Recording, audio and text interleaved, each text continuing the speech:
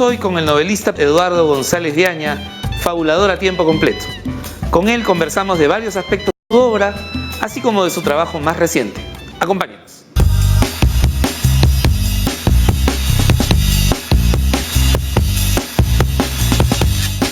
Eduardo, bienvenido a Presencia Cultural. Oye, muchas gracias por esta invitación. Un honor estar aquí contigo. Venía pensando en muchos de tus libros que están poblados de personajes de raigambre popular. Pienso en Sarita Colonia, por ejemplo, una de tus primeras novelas, Sarita Colonia viene volando. O El Tuno. O El Tuno, ¿verdad? Bueno, los inmigrantes de tus cuentos. Y los ¿verdad? inmigrantes, sí, cierto. Esto obviamente es una opción personal, o sea, pensada muy racionalmente, ¿no? Sí, ciertamente yo soy un hombre del norte del Perú, ¿no? Estudié en la Universidad de Trujillo y he sido compadre del Tuno, un brujo. Y me he propuesto siempre, creo, entrar en esos caminos, en esos destinos del Perú.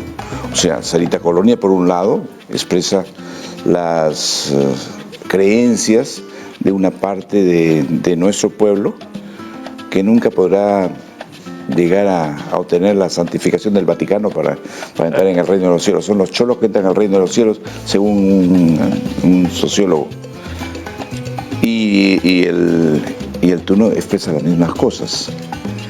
Hay la misma intención en el camino que he hecho con mi saga de novelas sobre la inmigración de los latinoamericanos en los Estados Unidos. Exacto, que hoy están viviendo un momento realmente terrible, ¿no? Terrible, porque en esos momentos cualquier padre de familia de origen hispano puede estar con su carro esperando a sus hijos y un momento le dicen, lo detienen y lo mandan para México, porque se supone que todos los latinos procedemos de México. Claro.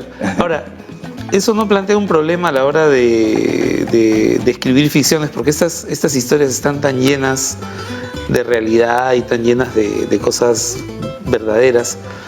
¿Cómo es el tránsito de esas historias dramáticas a la ficción?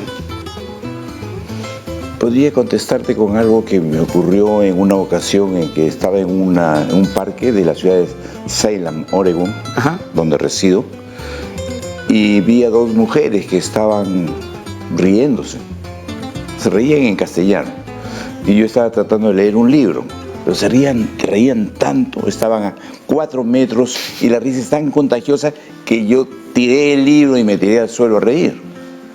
Entonces me acerqué a ellas y les pregunté, señora, ¿de qué nos estamos riendo? Entonces una de ellas dijo, que era la madre, 40 y 20 años de edad, dijo, nos reímos porque a mi hija, Patricita, la acaban de echar del trabajo. Descubrieron que tenía los papeles chuecos. Y entonces siguieron riéndose. Y yo no sabía qué hacer, ¿no? Y la señora me dijo, ya sé que esto te parece absurdo, pero es que cuando se sufre mucho hay que reír. Hay que reír, hijo, hay que reír mucho para poder sufrir. Entonces yo he sentido eso. Y he sentido que podía hablar acerca de los problemas que vive nuestra gente en los Estados Unidos, así como cualquiera de ellos. Y por esa misma razón me fui a la frontera con Arizona, por ejemplo, y me fui a entrevistar a la gente que estaba allí. A recoger testimonios. Claro, yo tengo doble nacionalidad. Entonces me fui a entrevistar a la gente, pero la gente resultó ser tan simpática que me animaron a entrar también ilegalmente a los Estados Unidos. No sé si se puede contar esto. Lo cierto es que ya de los Estados Unidos, cuando ya habíamos pasado unos 40 kilómetros más o menos, fui apresado por un grupo de extremistas religiosos que se llaman los patriotas. Pero los patriotas vieron que evidentemente yo no era un hombre muy temible, ¿no?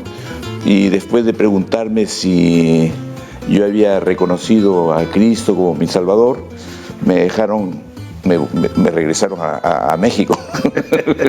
Entonces, eso me llevó a escribir una novela que se llama El Camino de Santiago. El Camino de Santiago, ¿no? Exactamente. Que es justamente el camino a través de Arizona.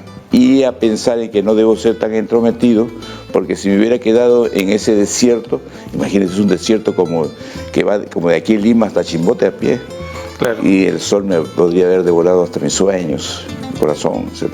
Quisiera poner el foco ahora en otra novela tuya, que es esta sobre Vallejo, Vallejo en los infiernos, que imagino que es una aventura un poco riesgosa, ¿no? Hay que enfrentarse a un archivo judicial, me imagino, muy problemático, y sobre todo la manera en cómo se narra el caso, ¿no?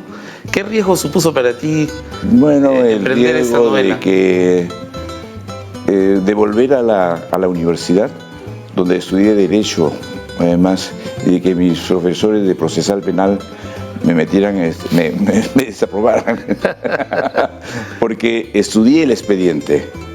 Y el expediente era una sarta de aberraciones jurídicas que hasta el peor de los estudiantes de Derecho habría descubierto, ¿verdad? Lo que se trataba era de encarcelar a Vallejo. O sea, cazarlo, ¿no? Como un animal. Así es. Él pertenecía a una generación que estaba atraída por las ideas del siglo, las utopías, el socialismo, el anarquismo. Entonces había que castigar en él al resto de su gente, y de todas maneras lo iban a castigar, al punto que Vallejo nunca fue absuelto. Él sale nada más con una libertad que en el código de entonces se llamaba libertad provisional. Libertad provisional, exacto. Claro. Y entonces si hubiera vuelto de Francia acá, habría llegado a la cárcel de Trujillo otra vez y ahí se habría quedado. Yo estuve, en cierta manera, me convertí en su abogado, y recuerdo que después de eso he ido y he conversado, cuando publiqué el libro, con dos presidentes de la Corte Suprema, que felizmente los dos habían salido de la Universidad de Trujillo.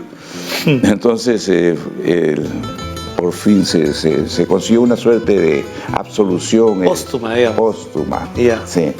Pero realmente ver y leer significó también una exasperación, porque todo lo que se había hecho con este hombre era brutal y canallesco.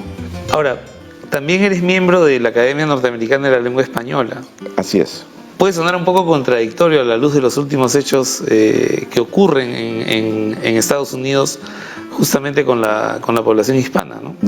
No contradictorio, sino es un enfrentamiento, porque nosotros encontramos realmente que una señora, porque estaba comiendo y pidió algo en español, pues estuvo a punto de ser echada del país, ¿no? Exacto. Entonces, sí. Esa es una tarea más bien para nosotros. Y nosotros, la academia no está pidiéndole a nadie que se ponga a estudiar Spanglish. Bueno, todo lo contrario, tiene que hablar bien el inglés y bien el español. Lo que pide es respeto, ¿no? Por cierto. Claro. Por cierto, porque de otra manera, si no lo hace, se va a ir a constituir un gueto. Claro. ¿No? Se va a autoexcluir. Y no queremos eso. Recientemente te han otorgado el título de escritor del Bicentenario en una feria, creo que es de libro, en Lawrence, que se va a realizar muy pronto. Así es, sí, en octubre he tenido el honor, la suerte de voy a recibir ese galardón. Es una feria que está muy influida por las universidades colindantes, Harvard, MIT, Tufts. Y entonces ellos quieren rendir homenaje a América Latina. Y de esta manera lo hacen conmigo. Y toman en cuenta este hecho de haber incursionado, ¿no? Mi literatura haya incursionado en el tema de la migración. En el tema de la migración, claro. Por un lado, ¿no? Y los temas de nuestra propia naturaleza andina, peruana, ¿no? Dos preguntas para cerrar este diálogo. Has vivido poco más de 3 décadas en Estados Unidos. Así es. Existe el mito de que se entiende mejor al Perú estando lejos. ¿Eso es verdad? Se le quiere más. Se le quiere más. despierta unas nostalgias. Así es, porque yo vivo en el norte del norte de los Estados Unidos y generalmente en esta época es verano, pero un poquito más tarde los pájaros comienzan a descender, a avanzar hacia el sur, porque ya llega el invierno y entonces yo quería irme con ellos, o me ponía piedras en los bolsillos para que no me llevaran, porque con ellos me tenía que venir a mi tierra. Entonces me empinaba así para ver si encontraba el puerto de Pacasmayo, de donde soy oriundo. Y tal vez lo vi, tal vez por eso he escrito, tal vez por eso todo lo que yo escribo es fruto de mi nostalgia. Muy bien. Finalmente, ¿qué está escribiendo ahorita en este momento, Eduardo? Castilla. Ramón Castilla tiene una parte que no es muy conocida en su vida. Cuando tenía 15 años entró en el ejército español y cuando tenía 20 fue uno de los derrotados en Chacabuco, o sea, la libertad de Chile. Entonces fue llevado como prisionero de guerra a Buenos Aires. Wow. Y había como 1000 personas, como 1000 prisioneros, pero la mayoría aceptaron la encantadora acogida de los argentinos y muchos se enrolaron en el Ejército Libertador, pero Castilla no. Y Castilla escapó hacia Río de Janeiro. Y en Río de Janeiro pensó, ¿cómo entro en el Perú? Porque quiero entrar en el ejército del rey. Y la única manera era avanzar por la Amazonía, y así lo hizo. Se vino caminando, durante 8 meses se vino caminando por el Mato Grosso, y desde Río de Janeiro llegó hasta Lima caminando. Ese camino es el que yo describo en mi novela, creo que se va a llamar La Patria de Ramón, porque ese hombre que camina así en busca de creer y de obedecer a un rey y a un juramento, es el mismo que se va a convertir en un héroe de Ayacucho. Va a ser atravesado por un lanzazo en Ayacucho, va a entregar su espada a José de San Martín y después a Bolívar. Increíble. Entonces, esto que podría ser hacer una novela como un Indiana Jones, ¿no? Bueno, claro, estás contando una película, ¿no? En realidad. Así es, estoy haciendo una película. No, es al mismo tiempo un relato bíblico en el sentido de que Saulo, Saulo, ¿por qué me persigues? Claro. El hombre que anda va en busca de algo y termina encontrando lo otro, su verdadera salvación. Muy bien, ya nos daremos un tiempo seguramente para, espero que sí, para disfrutar de esa vida tan rocambolesca. Bueno, claro. Muchísimas gracias, muchas gracias, visita, Eduardo. Muchas gracias porque un placer estar acá es gracias. Muy simpático.